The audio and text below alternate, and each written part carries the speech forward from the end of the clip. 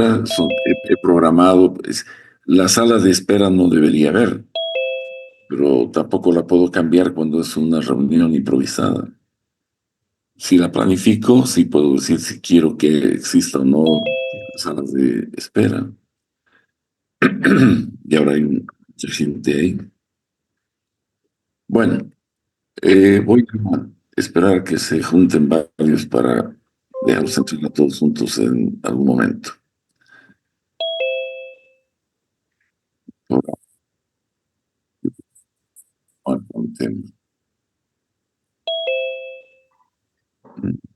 van a seguir.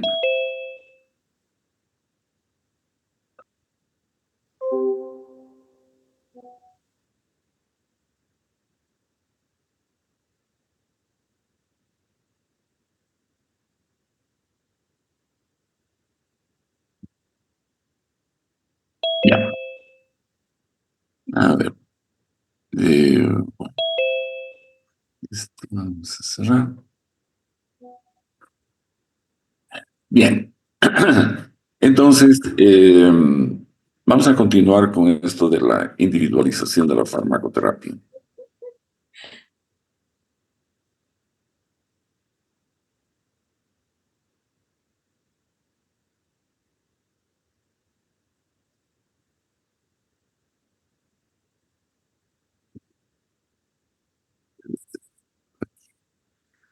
A ver, dejar entrar a esta gente.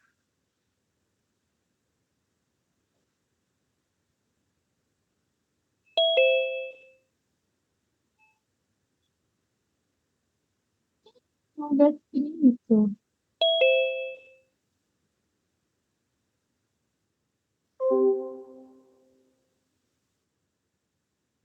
Bien. El día de ayer hemos visto las alteraciones funcionales que pueden existir en los ancianos, en la gente vieja. Hemos llegado hasta, eh, hemos visto ojo y oído y sus implicaciones terapéuticas en términos de prescripción, etcétera, de gente anciana. Ahora vamos a ver las alteraciones que tienen esta gente en su sistema respiratorio y los demás sistemas que hemos mencionado que hay problemas. En el sistema respiratorio, eh, vamos a tener la gente anciana ya no respira igual que una persona joven. Hay una pérdida de elasticidad, una disminución de la capacidad vital. El tórax, la pared torácica se vuelve más rígida. Generalmente hay una pérdida de la masa muscular y obviamente hay una disminución de salida nerviosa desde los músculos respiratorios y esto va a ocasionar una disminución en la respuesta ventilatoria a la hipoxia y a la hipercapnia. Y además pueden haber condiciones médicas, patologías que afectan al tórax, a la estructura ósea y, y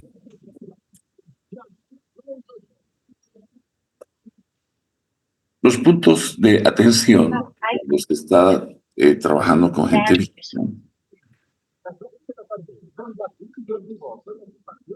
Quinteros, tienes tu micrófono abierto.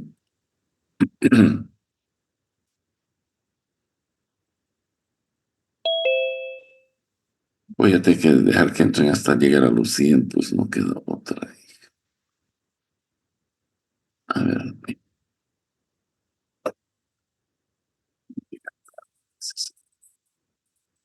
Entonces, ¿qué tenemos que hacer? Tener precaución para usar agentes que van a afectar las funciones pulmonares. A la gente vieja no podemos prescribir como facilidad depresores del sistema nervioso central. Tampoco podemos usar beta-adrenérgicos. Estos van a producir problemas en el diámetro bronquial y podemos producir o empeorar la hipoxia que puede ocurrir en ellos.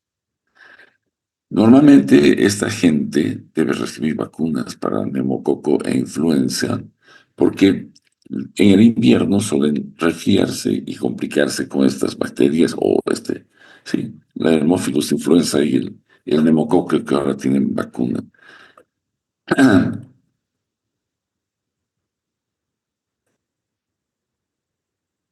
En el aparato gastrointestinal, lo que vamos a ver normalmente en los pacientes es una disfunción en la motilidad esofágica. El vaciamiento no es bueno, puede haber reflujo, puede haber esofagitis, muy comúnmente en la gente vieja. Y ese dolor retroesternal que puede deberse a este problema esofágico, que algunas veces incluso se confunde con problemas de, de infarto o angina de pecho, porque producen espasmos musculares en el esófago inflamado. Y a veces no sienten el dolor urente, pero hay difusión y hay que tener mucho cuidado con los fármacos que se prescriben por allá. Y sobre todo el acompañamiento con líquido y que sea abundante líquido para que no se quede la tableta pegada a la mucosa esofágica y pueda producir ulceración, incluso perforación. Hay condiciones médicas que alteran el sistema gastrointestinal en la gente mayor. La miastenia gravis, por ejemplo, de cerebro vascular, eh, el Parkinson, el cáncer hipofaringio, los divertículos faringios, la diabetes mellitus que produce alteraciones motoras por una neuropatía eh, desde la faringe. Puede haber disfagias, pero tremendas, y la incapacidad de que el paciente pueda deglutir las tabletas.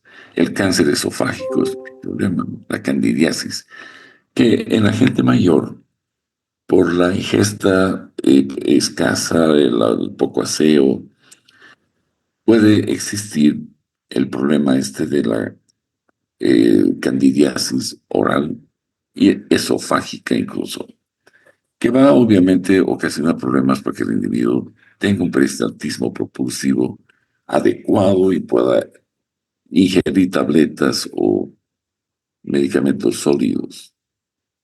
La constipación es muy común en ellos. Esto debido a que el estado nutritivo generalmente es malo, comienzan a perder peso, masa muscular, no se mueve mucho y obviamente no comen lo necesario en fibra. No existe un tránsito intestinal normal. Entonces esto puede afectar eh, y debemos pensar siempre en la elección de fármacos para este tipo de personas. A ver, voy a aceptar a esta gente una vez más. Ya.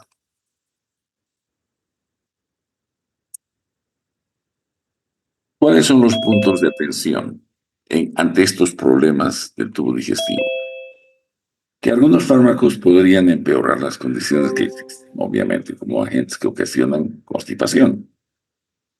Esto hay que tener mucho cuidado. Normalmente, eh, en los pacientes mayores, el tratamiento del dolor es muy común y lo hacen con antiespasmódicos. Y estos antiespasmódicos disminuyen el peristaltismo gastrointestinal y obviamente van a producir mayor constipación que puede acabar con la obstrucción por fecaloma hasta torsiones intestinales.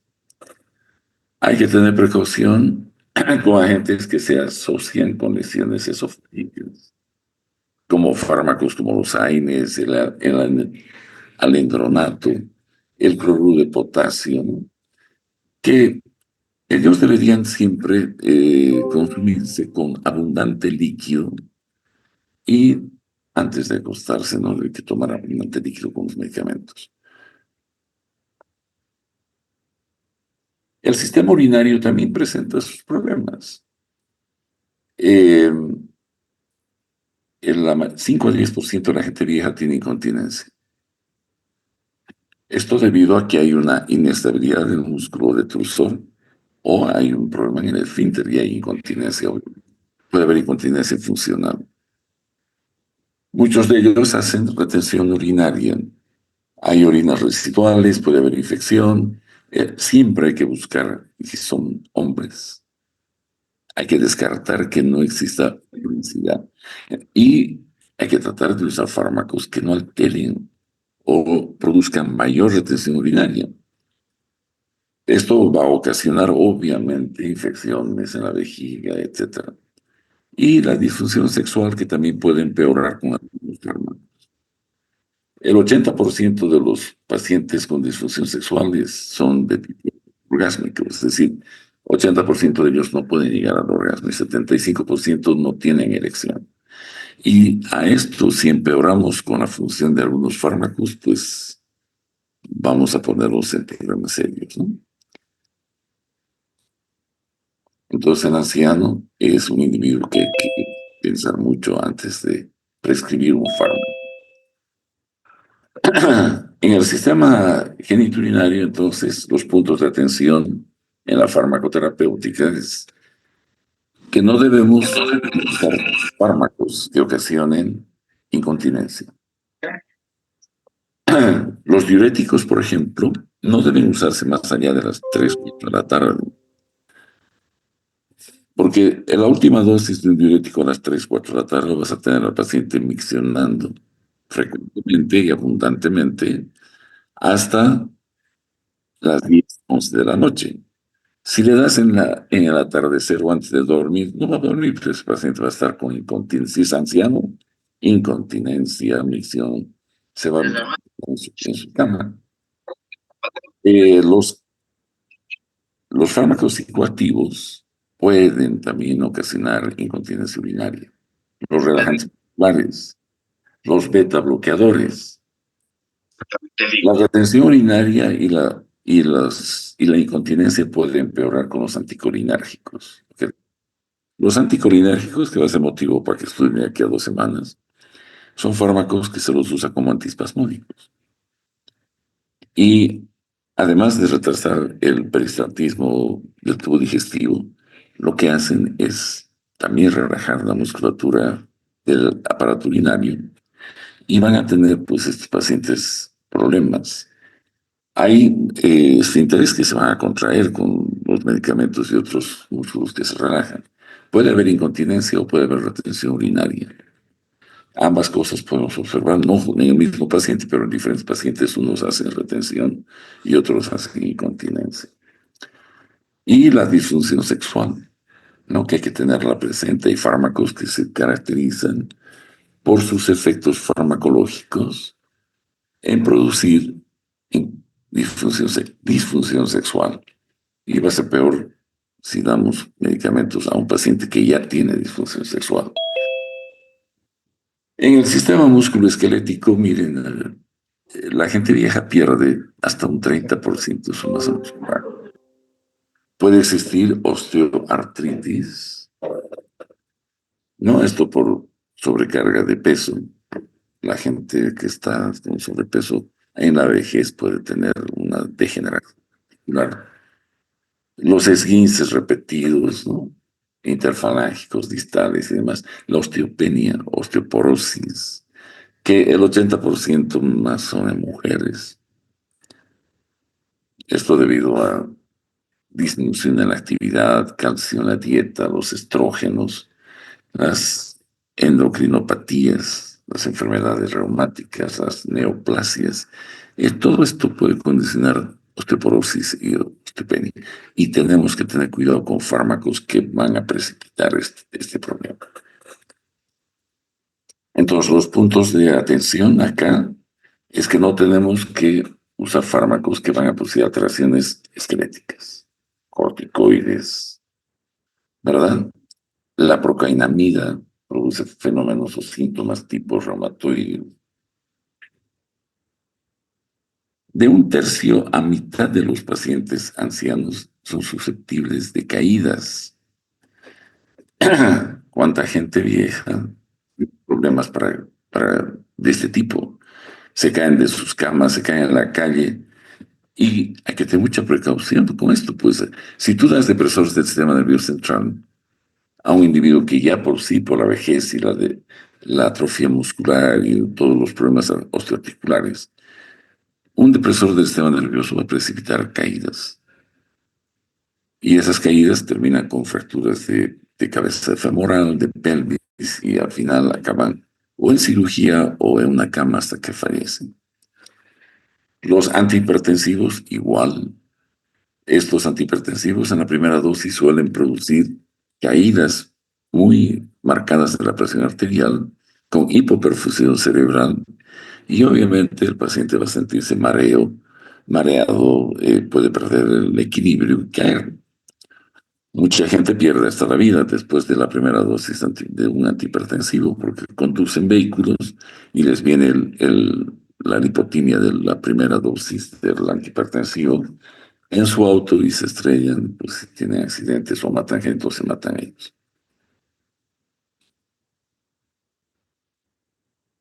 Las condiciones psiquiátricas que ahora acompañan a los pacientes también son de preocupación, ¿no? Eh,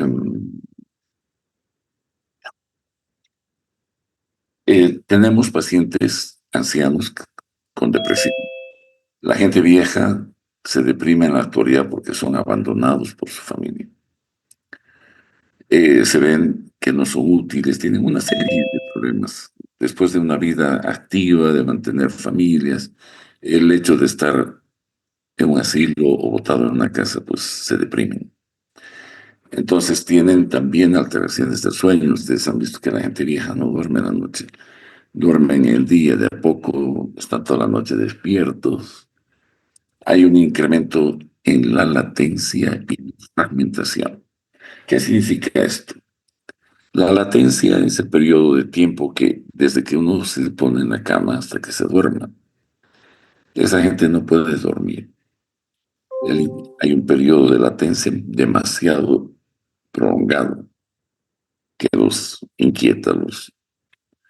Y la fragmentación es que duermen y despiertan varias veces en la noche.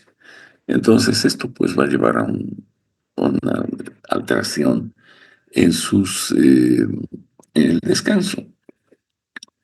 No van a poder tener un descanso adecuado, se sienten cansados al día siguiente, tienen problemas eh, que se incrementan a su mal estado, a su mal descanso, hay alteraciones en el ritmo biológico, hay pacientes que tienen demencia senil, hay regresión del ciclo del sueño y enfermedades emocionales y físicas que también van a afectar el sueño. Entonces no podemos utilizar medicamentos eh, estimulantes en la noche. Esta gente no debe tomar café, no debe tomar estimulantes de ningún tipo para atender cualquier problema emocional con antidepresivos y todas esas cosas que lo que van a hacer es incrementar el insomnio. El 10% de los pacientes hacen demencia.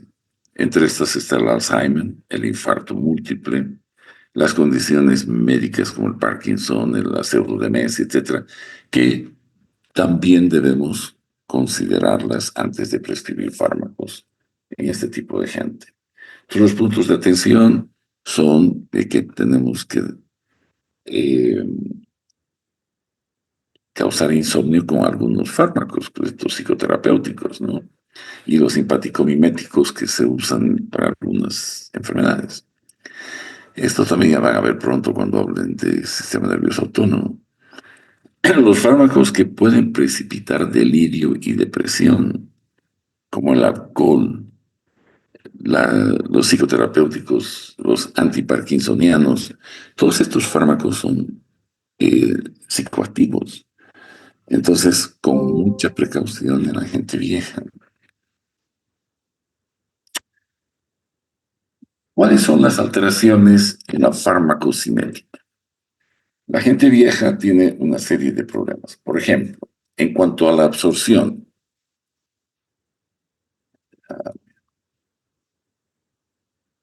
todo disminuye. Vean, las células en el tubo intestinal, la motilidad, la actividad esfinteriana, el flujo sanguíneo, la secreción de ácido gástrico, el transporte activo, todo disminuye. Lo único que algunas veces puedes encontrar normal es la motilidad, pero después todo disminuye para la absorción.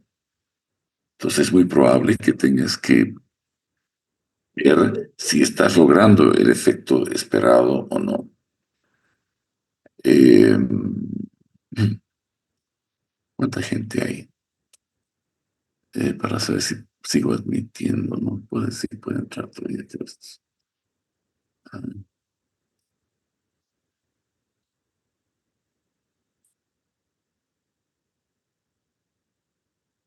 Ah, esto en cuanto a la absorción. Ahora, en la distribución, lo único que aumenta es el tejido adiposo, que puede afectar la distribución. Puede haber retención de fármacos o un atrapamiento de fármacos en el tejido adiposo que van a liberarse posteriormente y ocasionar problemas. La albúmina disminuye. La unión a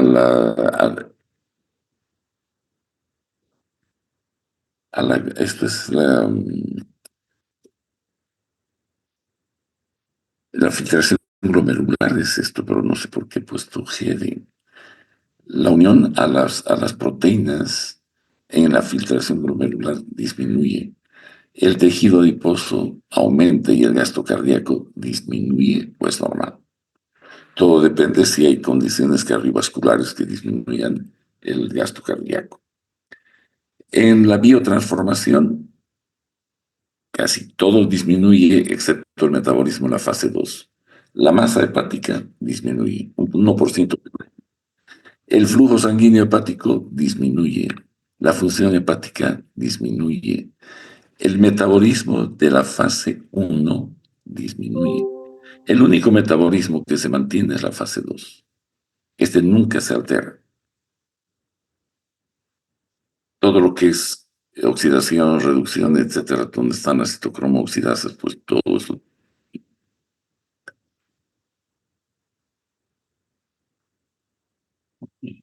Después de más de media hora sigue la gente entrando, no entiendo por qué y para qué.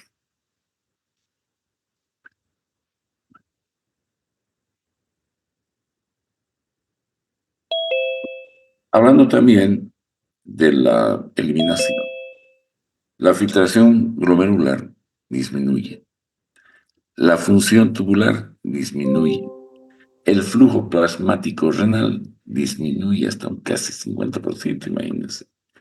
O sea que existe una labilidad para eliminar sustancias a través del riñón. Cualquier daño renal mínimo podría llevar al paciente a una insuficiencia renal y poner en riesgo, obviamente, su vida. Los compuestos originales normalmente se eliminan bastante bien. Los metabolitos, pues algunos tienen problemas como la meperidina, la procainamida. Estos van a producir problemas. Hay una disfunción relacionada a fármacos como los AINES. Los riñones son muy susceptibles a los AINES a la cierta edad. Hay eh, pacientes que toman por mucho tiempo AINES. Los AINES son los fármacos antiinflamatorios no esteroideos, donde está la aspirina, ibuprofeno, naproxeno, todo esto, que ahora pues se automedican los pacientes por cualquier tipo de molestia que tengan, ya sea somática o visceral, pues hay una automedicación, pero llevada al extremo. Las farmacéuticas son las que promueven el uso indiscriminado de fármacos y todo aquello. Esto puede llevar a un problema serio de la función de eliminación renal.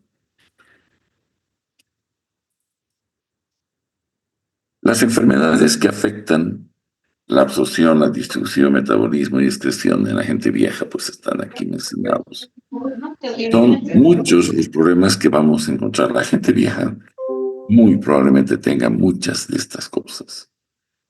No se las voy a leer, las van a leer ustedes, se las he puesto yo para que sepan que todos estos problemas pueden llevarnos a problemas de absorción. Son problemas del tubo digestivo. La distribución tiene que ver con la circulación plasmática, la composición, ¿no es cierto? las amputaciones o disminución de la masa muscular, etcétera. Hay varios problemas que se pueden dar para que la distribución sea normal. Que el metabolismo se altere, pues insuficiencia cardíaca, hepática, la circulación a través del hígado, los riñones no funcionan, ¿no? La insuficiencia cardíaca, las neuropatías. En la neuropatía puede haber insuficiencia renal y bueno, obviamente no va a haber excreción. Y en cuanto a la farmacodinamia, hay problemas de sensibilidad alterada en los órganos, en los viejos. Puede haber depresión de neurotransmisores. Los neurotransmisores son fundamentales para la transmisión nerviosa.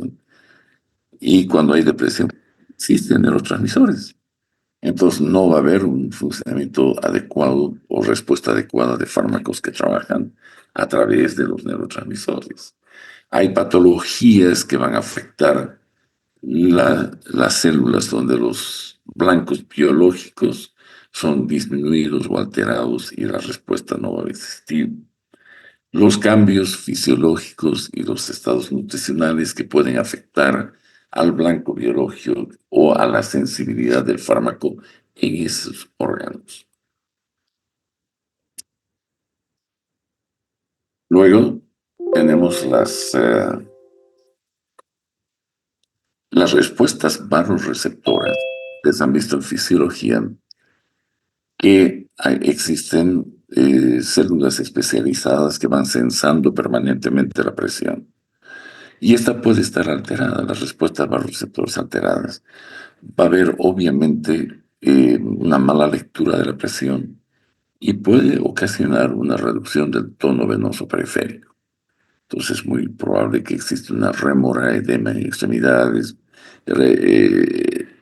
varices en extremidades. Hay una disminución de la dopamina y de la acetilcolina. Entonces vamos a esperar una disminución de la actividad del sistema dopaminérgico y colinérgico. Los receptores beta-adrenérgicos son menos reactivos. Aquí parece ser que es un problema de segundos mensajeros, ¿no? Ver la respuesta celular versus el número de receptores que pueden trabajar con ese grupo celular. Hay teorías. Sin embargo, lo que sí sabemos es que la gente vieja tiene problemas sus receptores no son muy reactivos a los beta-adrenérgicos. La disminución de la densidad de receptores para opioides y hormona paratiroidea. Esto también es un problema. Cuando queremos mejorar la calcemia del paciente, cuando queremos aliviar el dolor en el paciente, pues no existen receptores opioides suficientes para bloquear la transmisión espinal o supraespinal, donde trabajan los receptores opioides. Puede haber respuestas farmacodinámicas también incrementadas.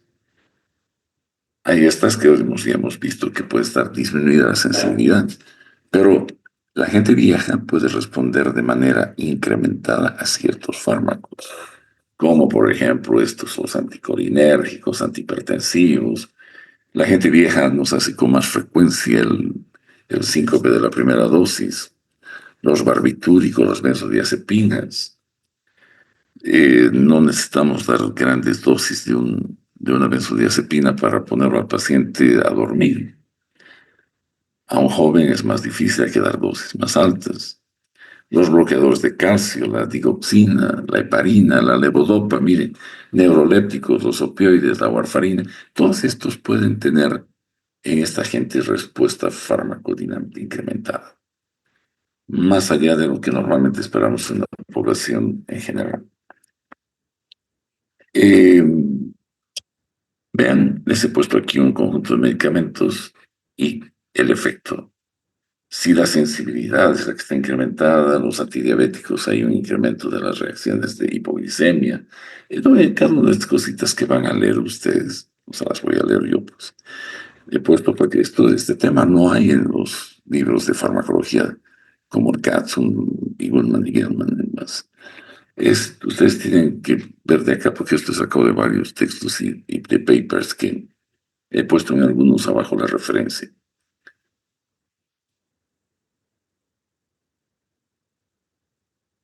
Entonces, las consideraciones farmacoterapéuticas que hay que tener además en la gente vieja al iniciar una farmacoterapia es, sobre todo, hacer un control de los eventos adversos, las interacciones farmacológicas y que el paciente se adhiera a la terapia. Una gran parte de los pacientes no se adhiere a la terapia de la gente vieja. Un evento adverso, seguramente ya les han hablado de esto cuando han hablado de farmacodinamia. Les han dicho que es cualquier respuesta a un fármaco es decir, que sea desfavorable, es decir, que no sea lo que tú esperabas. Esto no es intencionado porque estamos usando la dosis adecuada, recomendada, etcétera.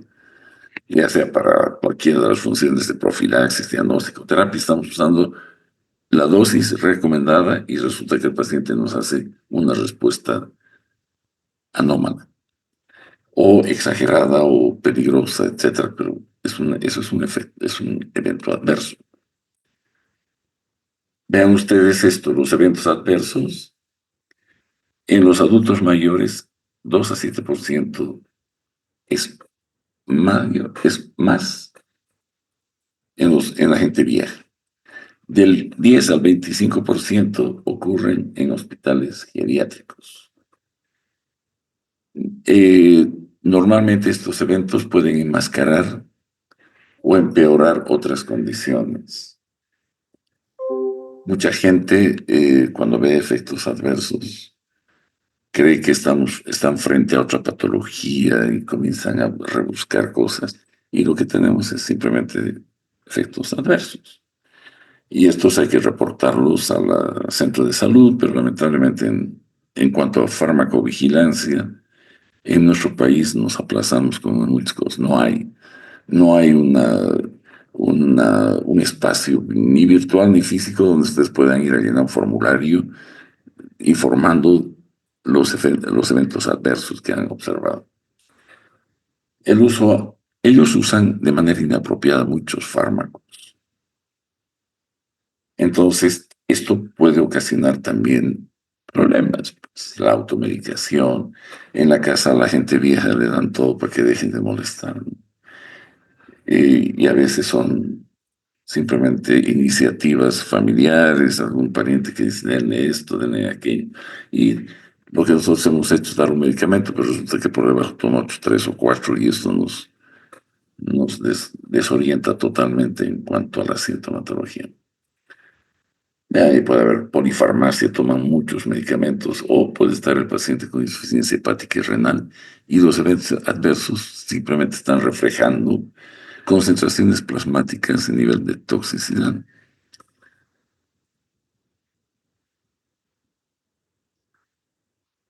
Los factores que están relacionados con el incremento de la incidencia de reacciones adversas en la gente vieja son estos.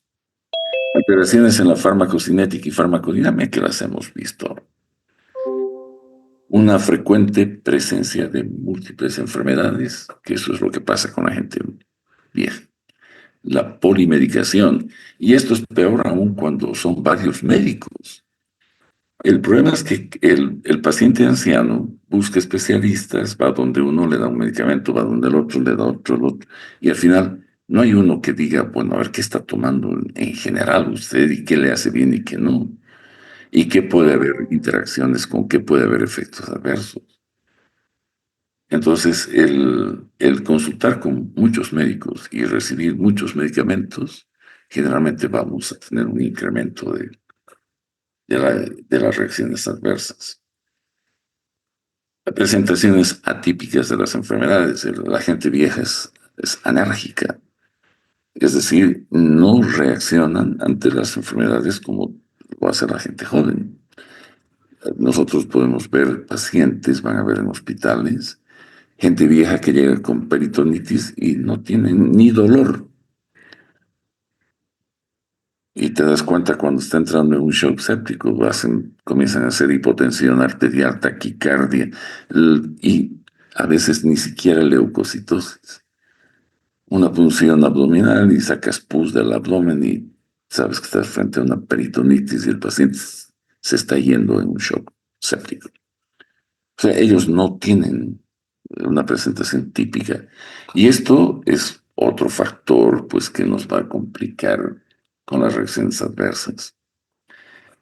Eh, los errores en el diagnóstico y la prescripción inadecuada. Esto ya son temas de, de mal razonamiento clínico del médico. Tiene que ser un especialista, un geriatra que esté acostumbrado a ver gente vieja y la prescripción adecuada generalmente hecha por ellos. Esto que les decía es recibir prescripción de varios médicos y ninguno se preocupa de qué otra cosa le han prescrito. Ellos, el cardiólogo sus medicamentos, el reumatólogo sus medicamentos, el psiquiatra sus medicamentos. O sea, y al final acaba pues, el paciente en un solo problema de reacciones adversas. Y además viene la automedicación más. ¿No? El acumular medicamentos es otro problema de la gente vieja. Les prescriben, les sobra medicamento y guardan en su velador, en su botiquita, todos los medicamentos. Y no saben qué más tomar. Pues si les duele, saben qué cosa más o menos le han dado para qué. Y eso, además, distribuyen en toda la familia, la nieta, el nieto, además. Ellos son los que también es decir, medican de manera irracional a la gente de su familia. Las interacciones farmacológicas son pues mucho más probables, ¿verdad? Si pensamos, como toman tantos medicamentos, vamos a tener hasta de un 2 a 23% de interacciones farmacológicas en la gente vieja. Y esto tiene que ver con la polifarmacia, tiene que ver con el uso concurrente de alcohol, tiene que ver con dos o más prescriptores o farmacéuticos, porque ahora los farmacéuticos prescriben más que nosotros, creo.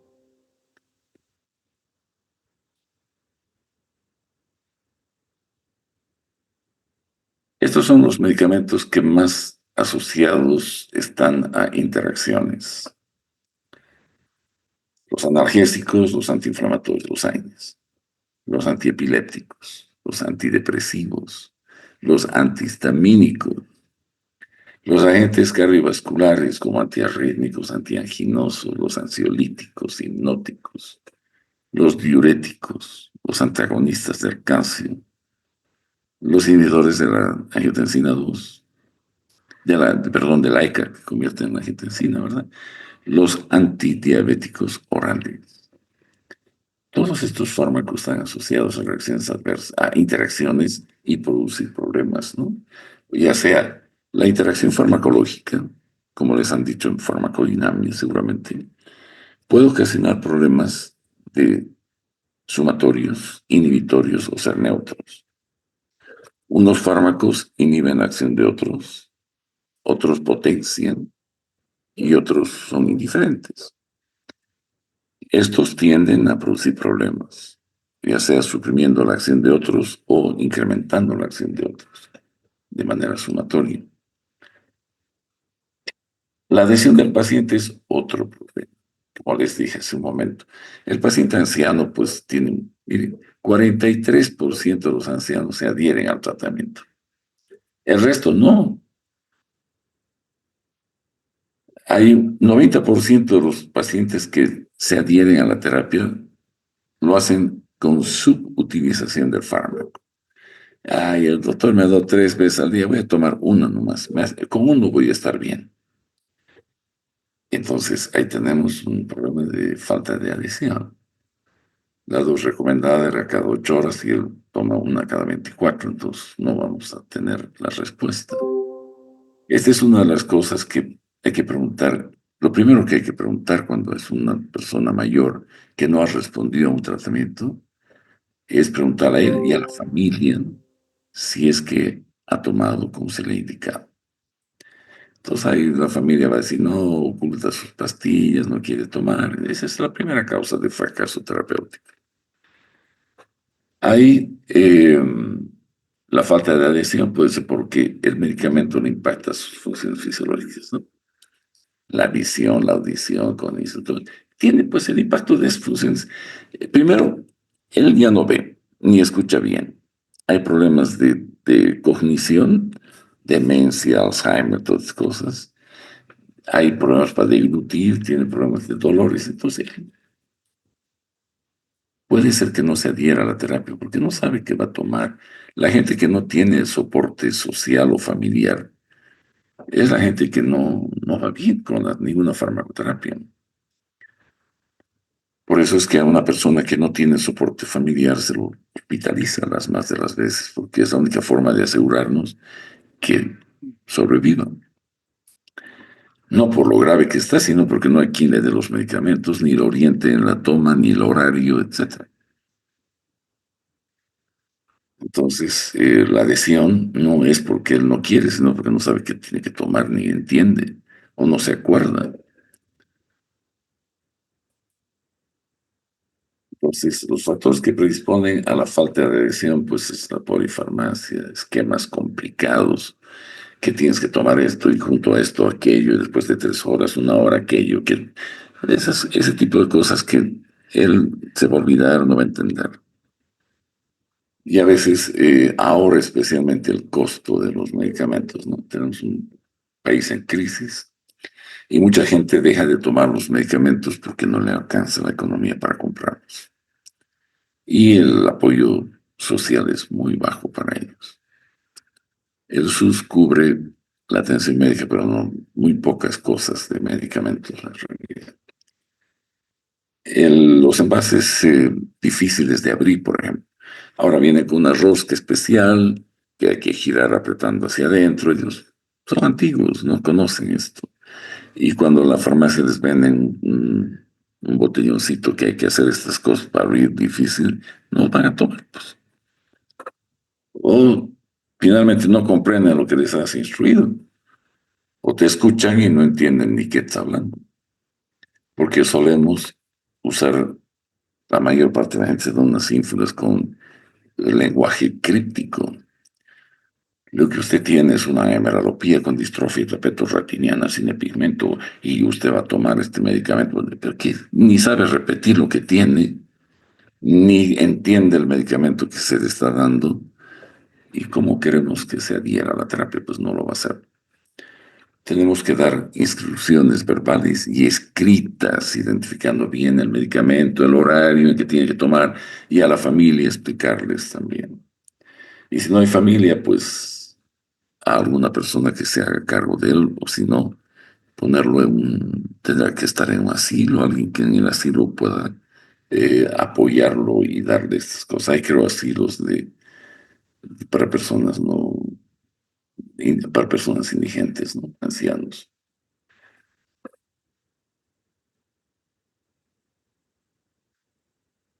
Eh, Estos son los factores que predisponen a un bajo cumplimiento en el tratamiento.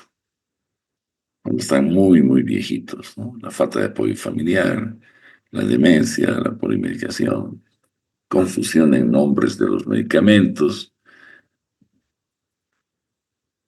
como esa broma que hay de ese viejito que va a la farmacia y dice, quiero que me vendas 4 de estas tabletas para hacer el amor. Y las farmacéuticas dicen, no es nada de eso, esto es paracetamol, no es para hacer el amor. Algo así, ellos no se acuerdan el nombre, repiten cosas que no son.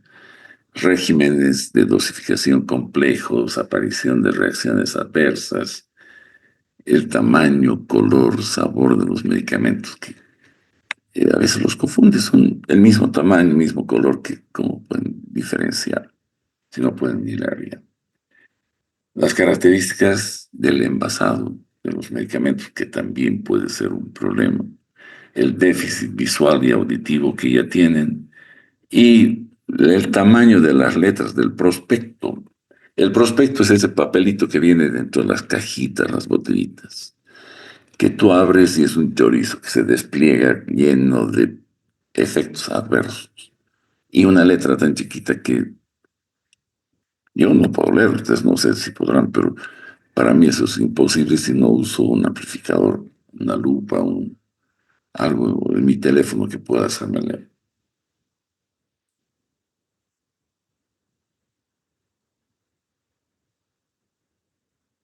Hay que intentar siempre usar la cantidad mínima de medicamentos. Y para esto, pues hay que tratar la causa, no la sintomatología. Habría que tratar la causa en lo que sea posible. Nuestra medicina alopática tiene muy pocos éxitos como las patologías crónicas. Hacemos solo tratamientos de soporte, sostén, evitando la progresión, evitando la sintomatología, pero ojalá se pudiera tratar la causa en todas. Así evitamos un uso prolongado de los medicamentos. Algunas veces la sintomatología puede ser iatrogénica, que significa que tú la has producido al usar mezclas o dosis inadecuadas. Siempre hay que reevaluar la acción de los medicamentos. Adriana entró para cerrar la clase. Los abordajes no farmacológicos pueden ser también otra alternativa para solucionar sus problemas. Y siempre como una premisa en la farmacoterapia, hay que iniciar con dosis efectivas mínimas. Casi en todas las farmacoterapias hay que usar la dosis efectiva mínima. Y hay que ir subiendo hasta lograr el efecto que uno espera. Nunca con dosis plena, que puedes tener respuestas amplificadas o no adecuadas a lo que tú esperas. Hay que ir a incrementar lentamente la dosis en intervalos hasta lograr el efecto. Estas son dosis incrementales. No todos los fármacos se usan en dosis incrementales, pero la mayor parte de ellos, cuando puedes el chance de que te dicen la dosis mínima es esta y la máxima esta, pues hasta llegar a la máxima vas a ir incrementando, siempre evaluando clínicamente la respuesta. Muy bien. Mañana voy a terminar con esto y seguramente si es que no logro solucionar el problema de la plataforma Zoom de la facultad, voy a hacerlo en mi Zoom y voy a poner en el Classroom el, ah, la invitación, el link, para que entren sin tener que hacer espera en la salita de espera que tiene el Zoom. Esto ha sido otra vez improvisado, pensé que se había solucionado el problema ayer, pero estamos en lo mismo. Nos han pasado un link inapropiado. El único que puede entrar es el doctor Carlinotti, porque sí lo hicieron para él. Eh, el mío no funciona. En ninguna de mis máquinas, no puedo hacerlo, ni de mi teléfono, ni de mi computadora, ni mi laptop. O sea que ojalá mañana solucione, si no, estén atentos al Classroom, chicos, ¿ya?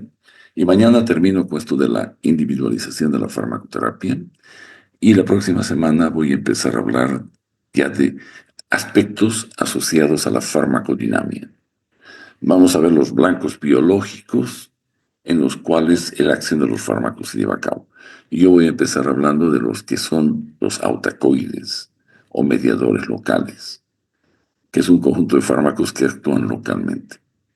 No son hormonas, no son neurotransmisores, son mediadores locales. Donde se producen, actúan en la piel, en los músculos, en varios tejidos. Está la histamina, serotonina, etcétera. Vamos a hablar de todo esto. Y luego van a entrar ya al sistema nervioso autónomo, parasimpático, simpático, que también son parte de esto de la farmacodinámica. Y eh, viene después el examen parcial. Que tengan buena noche y nos vemos mañana, chicos, ¿eh? Hasta luego, doctor. Chao, chao, Hasta chicos.